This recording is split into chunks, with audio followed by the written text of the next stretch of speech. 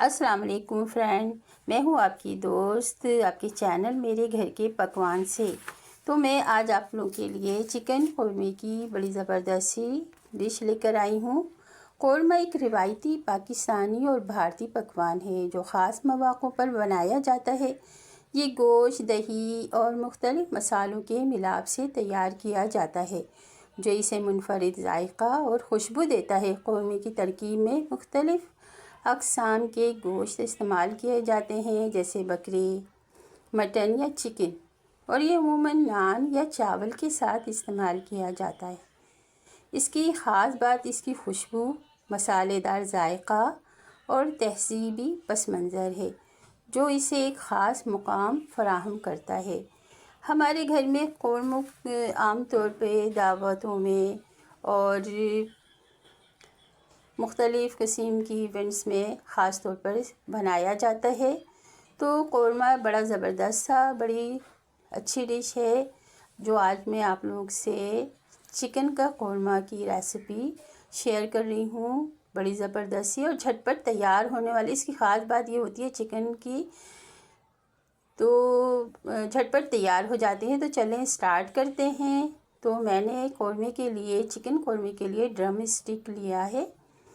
ये 3 पाव के करीब ड्रम स्टिक है और इसको मैं पहले मैरिनेट करके रख लेती हूँ। एज़ यूजुअल आप लोगों को पता है अक्सर औक़ात में कौरमा पहले मैरिनेट कर लेती हूँ ताकि सारे मसाले एक साथ डाल दिए जाएँ। तो मैंने 1 पाव दही डाल दिया है और इसमें 2 बड़े टेबल स्पून भर कर अदरक लहसुन का पेस्ट भी शामिल कर दिया है।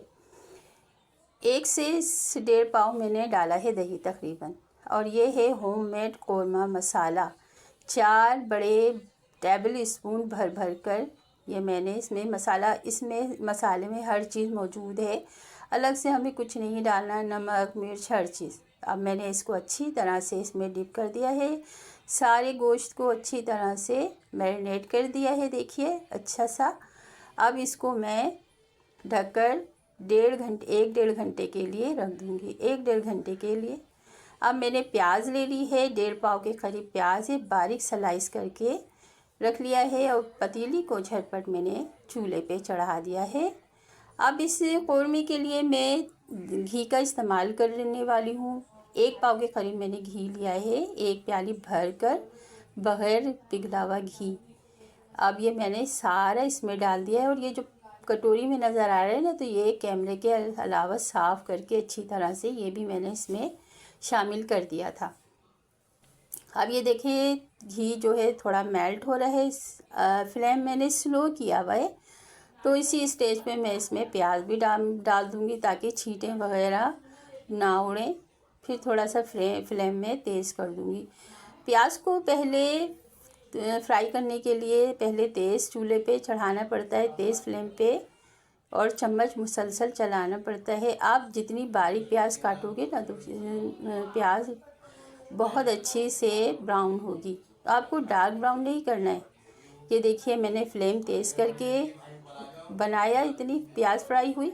अब फ्लेम को मैं स्लो कर दूँगी और स्लो करके चम्मच मुसलसल चलाती रहूँगी तो प्याज अच्छी से देखें फ्राई हो जाएगी। ये प्याज अच्छे से फ्राई हो गई है। अब मैं इसको निकाल लूँगी सारी प्याज को और ठंडा करके चूरा बनाकर रख दूँगी। तो मैंने प्याज को निकाल लिया है, ठंडा करके चूरा बना के रख दिया है।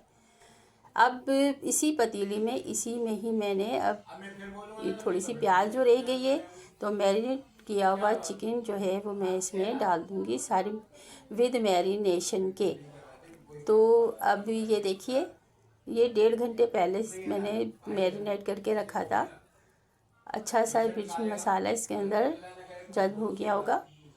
तो अब ये सारा जो वो है ड्रम स्टिक मैं इसमें डाल रही हूँ पतीली में।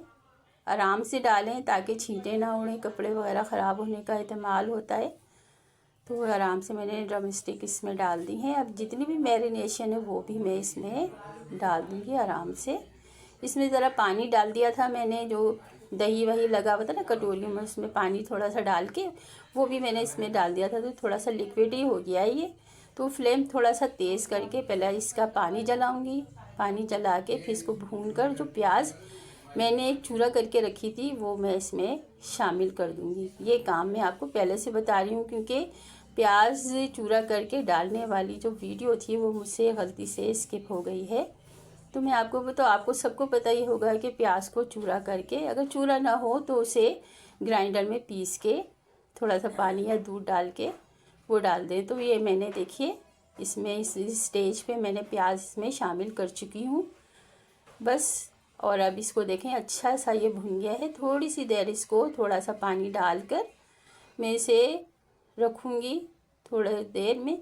बस इसमें प्याज मैंने शामिल कर दिया। थोड़ा सा पानी इसलिए डालते हैं कि ये थोड़ा मसाला भी खुले, और क्योंकि धीमी धीमी आंच पे कौरमे को पकना होता है ना, तो मैं धीमी धीमी आंच पे आप हल्का सा आपने जितना शोरबा करना है पानी डालना है, डालकर धीमी धीमी आंच पर 30 से 35 गलाए बगैर, चिकन को गलाए नहीं, पहले सारा काम आप कर लें, भून लें, सब कुछ करके प्याज वगैरह सब शामिल कर दिए जैसे मैंने शामिल कर दी। अब इसको गलने के लिए भी गलता भी रहेगा, धीमी धीमी आंच पे 30 से 40 मिनट तक पकेगा ये देखिए मैंने धीमी धीमी आंच पे 30 से 40 मिनट तक पकाया है। तैयार हो गया है बड़ा ज़बरदस्त सा, बड़ा डिलीशियस और खुशबूदार सा कौरमा तैयार हो गया है। चिकन का कौरमा झटपट तैयार हो जाता है। अब इसको हम सर्व करने के लिए निकाल लेते हैं झटपट से। ये देखिए कितना मज़ेदार, सॉफ्ट भी है, गला हुआ भी है, इतना गल गया है कि इस तरह का गला हुआ कौरमा बड़ा ज़बरदस्त, इसकी फ्लेवर पूरे आ जाते हैं चिकन के, गोश्त के, जो भी आप गोश्त कोई भी मीट आप इस्तेमाल कर रहे हो ना, उसका फ्लेवर फुल आ जाता है। तो देखिए कितना मज़ेदार सा और कितना खुशनुमा सा ज़बरदस्त सा कौरमा तैयार हो गया है। आप इसको इस्तेमाल करिए। अगर मेरी वीडियो अच्छी लग रही है तो अगर आप मेरी वीडियो देख रहे हैं तो इसे एंड तक देखिएगा, और अगर अच्छी लगे तो लाइक कर दीजिएगा, और मेरे चैनल मेरे घर के पकवान को सब्सक्राइब भी कर दीजिएगा। और जिन्होंने किया हुआ है उनका बेहद शुक्रिया, नवाजिश। तो चले देखिए अदरक से इसको गार्निश कर देते हैं, क्योंकि अदरक मुझे कौरमे में बहुत मज़े की लगती है, इसका फ्लेवर बड़ा अच्छा लगता है। जब इसका जायके मुंह में आता है ना, बड़ा मज़े का लगता है। इस रोटी, तंदूर की रोटी जो होती है, नान, चपाती, चावल जिसके साथ खाएं। मुझे अपनी दुआओं में याद रखे हैं। मिलते हैं एक और अच्छी सी रेसिपी के साथ। जब तक के लिए अल्लाह हाफिज़, अल्लाह निगहबान। जहाँ रहें खुश रहें।